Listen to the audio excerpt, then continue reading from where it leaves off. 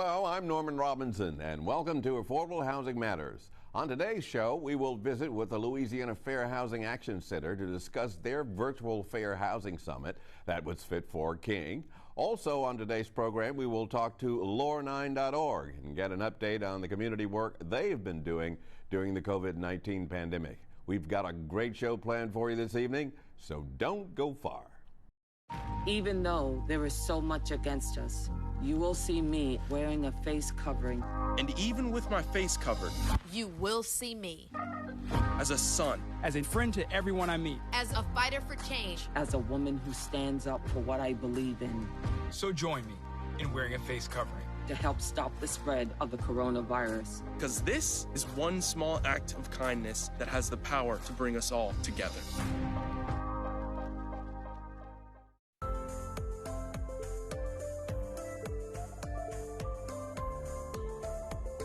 The Louisiana Fair Housing Action Center is a nonprofit civil rights organization established in 1995 to eradicate housing discrimination. Joining me now to discuss their organization, COVID-19 housing resources, and the CDC eviction moratorium is Mrs. Kashana Hill, who is the executive director of the Louisiana Fair Housing Action Center. Ms. Hill? Hello, good morning. Welcome to Affordable Housing. I'm old, so my memory might not be just right, but I think this is the first time we've had you on Affordable Housing. Is that correct? No, I've been on a few times now. This might be the first time on Zoom, maybe. Okay, first time on Zoom. All right. Well, you know what they say about us old people: memory is the first to go. I understand. Well, we've got a lot of ground to cover. Let me throw some numbers out there for you and get your take on them. Housing NOLA gave the city of New Orleans an F in its effort to do something about improving the crisis surrounding affordable housing. And I'm looking at these numbers. It says the annual household income needed to afford rent in New Orleans is $38,000, but 71% of the workers who happen to be, a lot of them single mothers, earn less than $35,000, and 12% of those full-time workers in the metro New Orleans area earn less than $17,500 a year. Looking at those numbers, it would appear that people who are involved, like you, who are involved in the affordable housing situation, are fighting an uphill battle. What do you think? Well, unfortunately, I think that's right. It definitely is an uphill battle. You know, we were already in a very difficult spot in terms of access to affordable rental housing in New Orleans before the COVID-19 pandemic. And what we've seen is that the pandemic has really compounded that situation, exacerbated it, and made things a lot worse for people who were already struggling to be able to afford a home before COVID. And talking about exacerbating a situation, your annual event called Fit for King, which is a fair housing summit, and you hold that in a tribute to the legacy of Dr. Martin Luther King. How has the pandemic affected that, and how might our viewers access that if they're still interested? Well, folks who are interested in checking out the Fit for a King event can go to fitforaking.org, and we do have recordings of all the sessions available. As you mentioned, because of the pandemic, we had to do something a little bit different with the conference this year.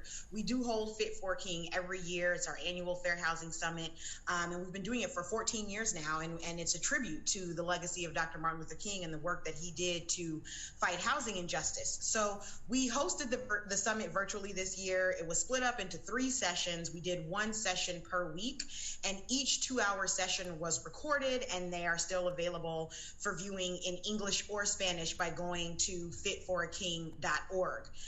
If you'd like, I can tell you a little bit about what the conversations were like. I'd love to hear. I'd love to hear it. I'm nosy that way. Okay, great. Me too. So we focused the event around the theme, discrimination is deadly. Mm-hmm. And so our first day included a discussion on environmental justice issues, climate justice, with activists fighting for clean air in St. James Parish. And then we also talked to a resident from the Gordon Plaza community right here in New Orleans, which was built on the site of a toxic dump. And so we had a conversation about how previous housing policy decisions have led to some ongoing effects for African Americans in our community.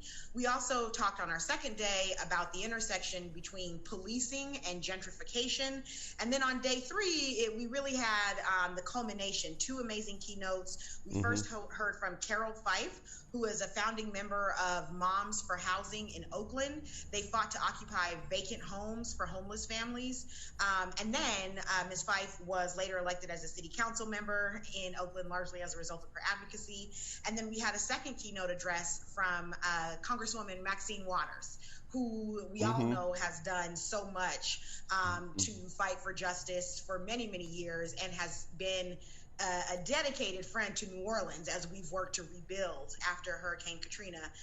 And so we really did have 3 days of very engaging and insightful conversation. And you're talking about, I'm struck by this one topic, policing and gentrification. How does affordable housing factor into that?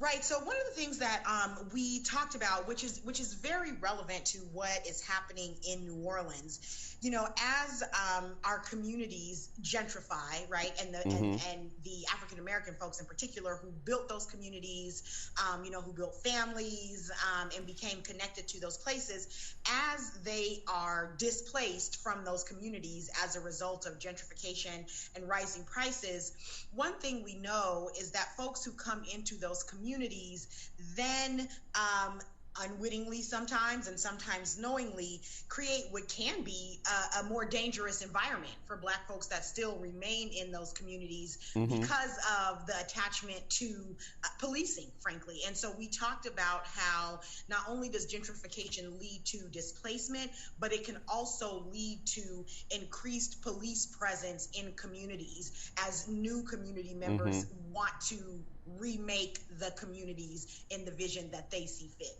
So that makes sense. It's sort of taking a broad-based look at the total issue that relates to affordable housing. And since we're talking about affordable housing, this pandemic has left a lot of people in a lurch. I mean, not only of people looking for affordable housing, but people trying to just pay their bills, including their rent. And people who have homes and who are trying to struggle to pay their mortgages and their utilities. So it's like a dire crisis. So, how has your organization been responding? And from your point of view, what do we need to do to fully recover? Well, I think, the last part of that first is really important for me. What needs to happen to recover? I think we have to keep in mind that we never had a comprehensive plan from the federal government on down to fully deal with the COVID-19 crisis, right? First, we saw that the previous administration just completely failed to appreciate the danger of COVID-19, and no steps were taken to protect the American public from this very serious virus that we knew was coming. And then there was also a complete failure to ensure that people had what they need to safely survive the pandemic. So what we have seen is that communities have really had to rally together to take care of each other. And while that is a very heartening and encouraging outcome, we have to remember that it is the job, the duty of the federal government to provide for the well-being of the populace. And that didn't happen with the prior administration. And so what we did at Louisiana Fair Housing Action Center, fully understanding and appreciating this complete failure of the federal government, we responded by ramping up our services, even when we didn't have funding or even staffing to do so, right? We took it upon ourselves to make sure that we could do what we could. So we have continued to have a foreclosure prevention counselor on staff that's working diligently with home owners who are having difficulty meeting their mortgage payments. We've also been working with anyone who's at risk of losing their home, their rental home, and folks should definitely feel free to call us. We have also hired an attorney to help defend people who are facing evictions. And this is really important because in New Orleans, we've got just one legal aid organization that serves 22 parishes across Southeast Louisiana. Wow. And their capacity is limited, right, because they're just one group. And so we know that only 6% of renters facing eviction have legal representation when they go into court. And we also know that tenants who have a lawyer are so much more likely to win their cases and be able to remain in their homes. So we have started an eviction defense project, and we're working to defend people in Orleans and Jefferson parishes who are facing eviction. So obviously, and if I'm a person who's facing eviction, I'm very nervous about the process. I don't know what to do. Where can I go in your organization for some assistance, some guidance? What do I need to do if I'm listening to you right now? Well, homeowners and renters can give us a call at 504-596-2100. Again, that's 504-596-2100. We do know that lenders have been, I would say, pretty interested in working with homeowners who are having difficulty making their mortgage payments. And so if folks are not able to navigate that process on their own, we've got a foreclosure prevention counselor on staff who can help. If people are living in rental housing, we have a variety of resources available, including an eviction defense attorney. We also have quite a bit of information about the Centers for Disease Control's eviction moratorium that has put a pause on all evictions for non-payment of rent.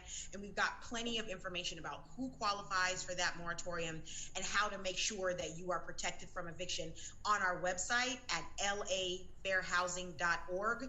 There is a COVID-19 button that people can click and see those resources. I feel like I can just keep going with you and get the answers to all of our problems. So looking forward, what do you see on the horizon for the Louisiana Fair Housing Action Center once we have this pandemic under control and this acute crisis is over? Well, you know, I do want to say that something else that has come up, which we were surprised about, but again had to react to the needs of the community. And I'm sorry, I think we just heard my 3-year-old who might be interested. That's quite all right. It's permissible. This is live TV.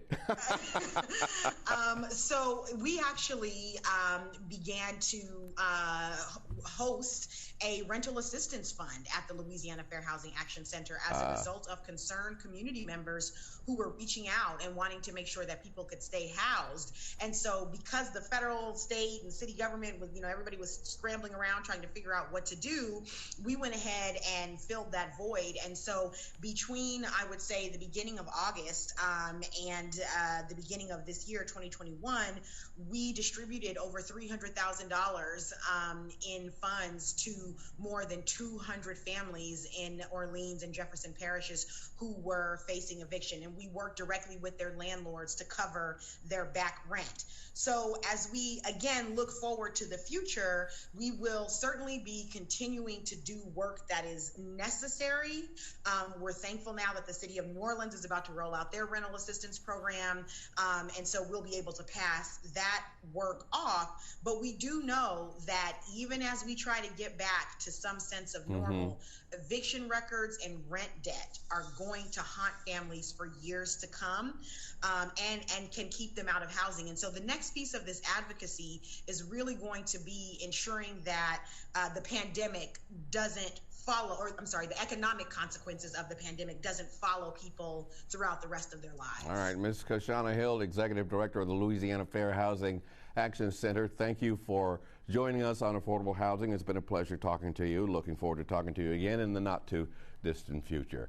Coming up next, we will visit with an organization that was hindered from their normal mission of building and repairing homes due to the COVID-19 pandemic. That's understandable, but found a new way to serve the community. We will tell you more of that story right after this break. By the way, you're watching Affordable Housing Matters on WLAE.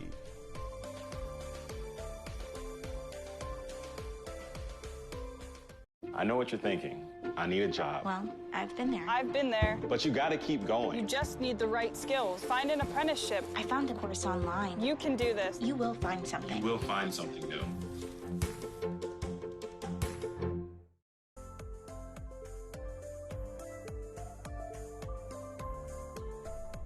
Welcome back. Lowernineorg is a 501c3 nonprofit organization which is dedicated to the long-term recovery of the Lower Ninth Ward of New Orleans. And joining me now to update us on their organization's progress and discuss their latest projects is Ms.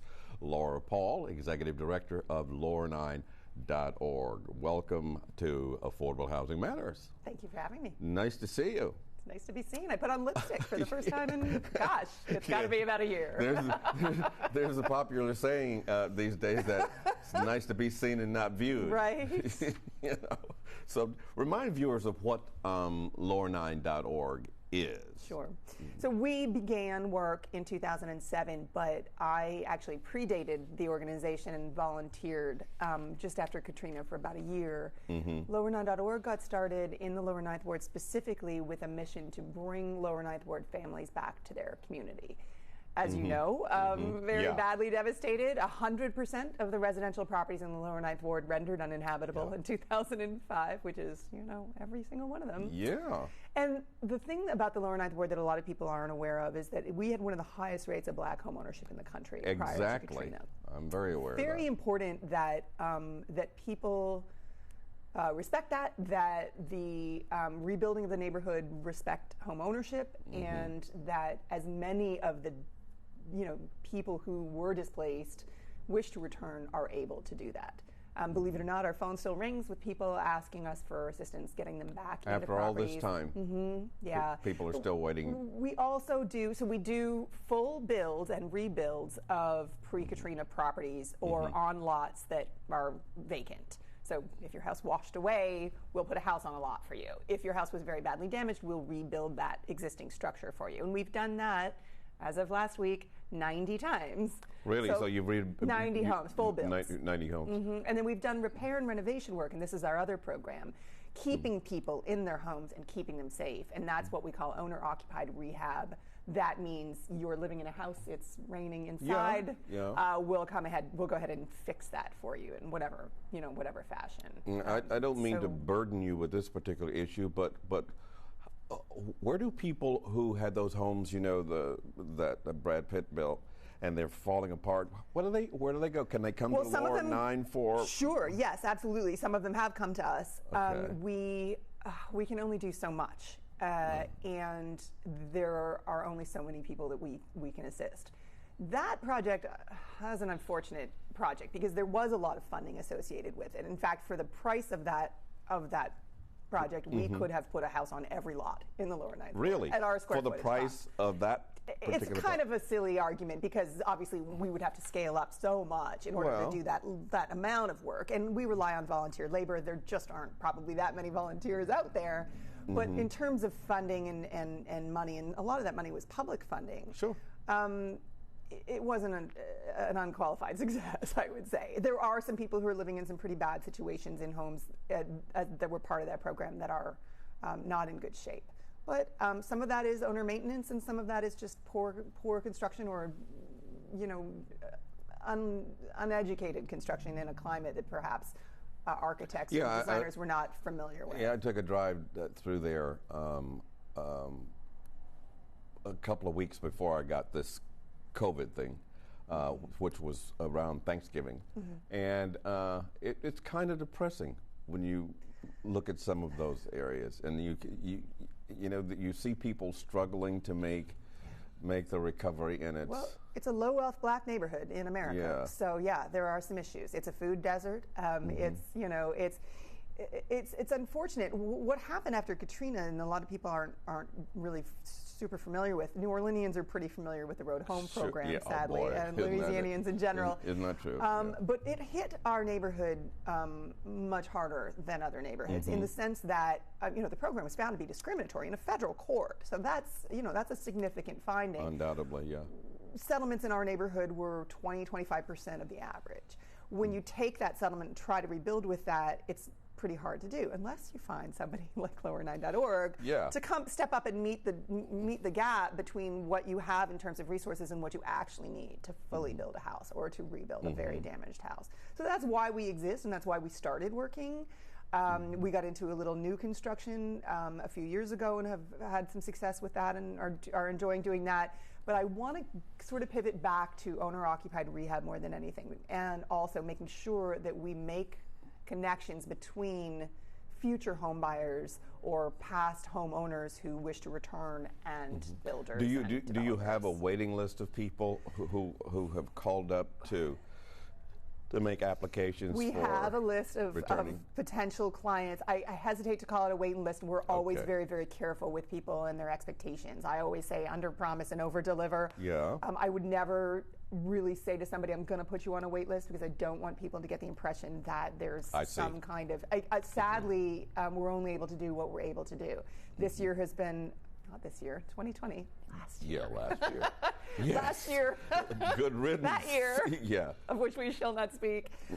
We had to actually shutter our building program for about 6 months. COVID hit us right in the middle of spring break, which is our busiest time of the year, and we had to shutter right in the middle of that time. And so we weren't able to pick up construction again until about November. And that slowed us down. We are obviously keeping in touch with all our people, open projects, future potential clients. And we're talking about volunteers here, are we not?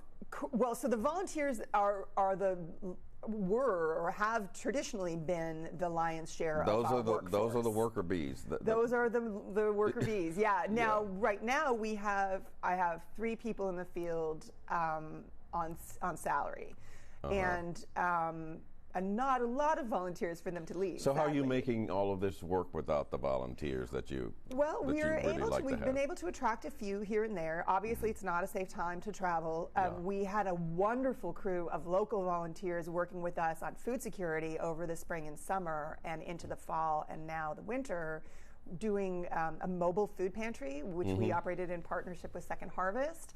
And we now have a permanent brick and mortar food pantry over at Common Ground Relief. We're a partner with us with Second Harvest there. And those guys have been phenomenal. And we had 20, 30 of them that we worked with on food security. Construction's a little bit harder to get people out for. It's a tough gig. It's 8 to 4, Tuesday through Saturday. But we did change our schedule to allow Saturdays to become work days so that we could work with local people a little bit more easily. And we've been getting some folks out. It's been great.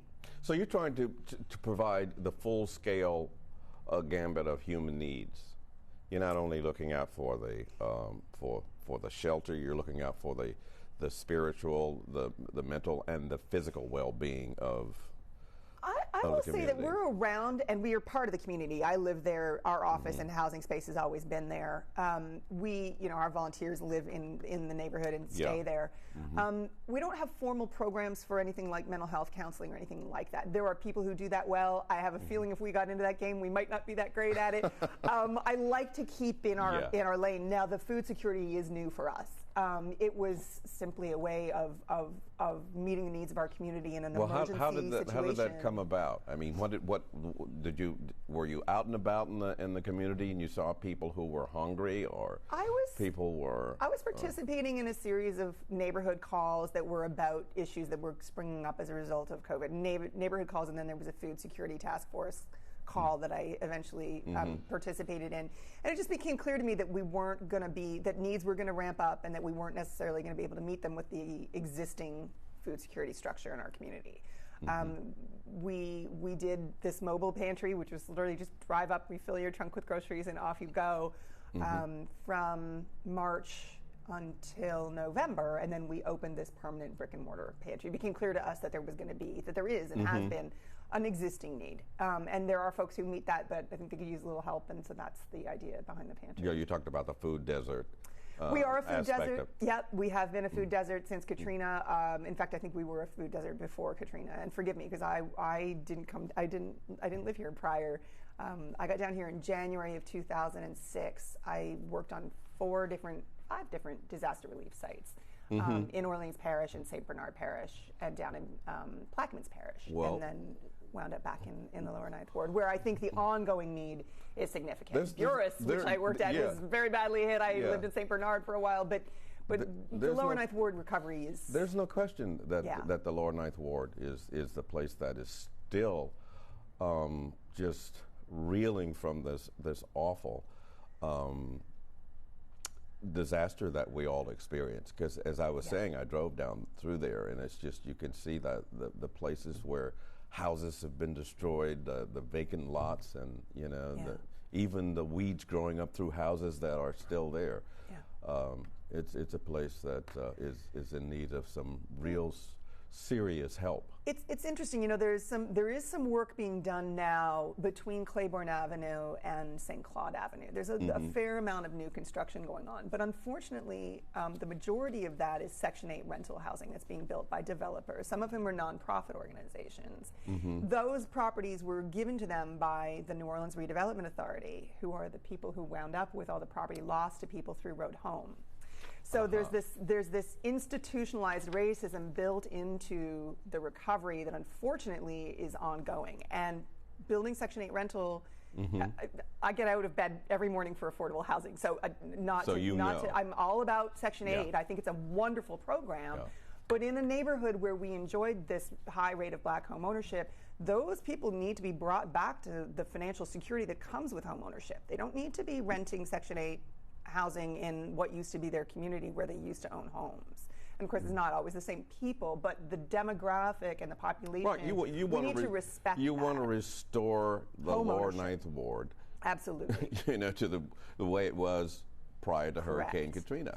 And as much as possible for those very people, because they deserve to be made whole. It's all well and good to say, oh yes, that program was racist, oh we're so sorry, and give the property to somebody who's going to develop it in certain ways. But if those ways aren't appropriate and that home ownership rate isn't honored, it's not ideal. We need to fix it. And so we're doing what we can. So what's your goal for 2021. We're going to pivot to more owner-occupied rehab, which is making sure that people who are living in their houses already are able to stay in them. And we're going to try to support a new program for down payment assistance for new home buyers and for returning families to buy new homes. We're partnering with a company called Shibuya Systems. They are working with us to build a headquarters and volunteer house for Lowernineorg, which will also be a community space and an event space. We don't have a permanent facility. We have had the use of a house for many years, but it doesn't belong to us, and the owner needs to sell it. So we're going to build something new, which we're good at and which they are very good at, and so we're going to work together on a new. So we're in a capital campaign right now. Once we get that property built, and we're hoping to do that this spring, we will. As part of that capital campaign, I am reaching out to folks for funding for down payment assistance for home buyers. And that'll be a new program for us, and I'm excited about it. So what will that program be called? Oh, goodness. I don't have a formal name for it. I just wrote a grant for it the other day. I think I called it the Lower Ninth Ward Home Buyers Assistance Down Payment Assistance Program. Nothing very catchy. If you got a good idea for a name, let me know. I'll think about that. Please do. Please do. You're an affordable housing guy. You would probably have a good idea. I honestly, we haven't fleshed it out that much. We have a budget for it. We have a fundraising goal, but I haven't formally named it. Yeah. Okay. On a scale of 1 to 10, we'll leave the audience with this. What number would you give with 10 being the highest, what number would you give your organization in terms of its efficiency and effectiveness? We've built and repaired more homes. You built 90 homes. It's a lot. We've gotten a lot done. Yeah. I will say that I think that our budget limitations and things like that do limit us. I had never been an executive director before joining Lowernineorg as the director. I've been doing that for 10 years. I've learned a lot. I think we could be better. I think anybody could be better. I think we've done a lot of work. And at the end of the day, I'm really, really proud of our accomplishments. We've done repair and renovation work on more than 300 properties. We've done a lot. And I like, too, that we're dug in the community. I live there. We all live there and work there. I'd give us for heart, I'd give us a 9. Okay. For efficiency, they start to get a little weaker. I'd say maybe a 7.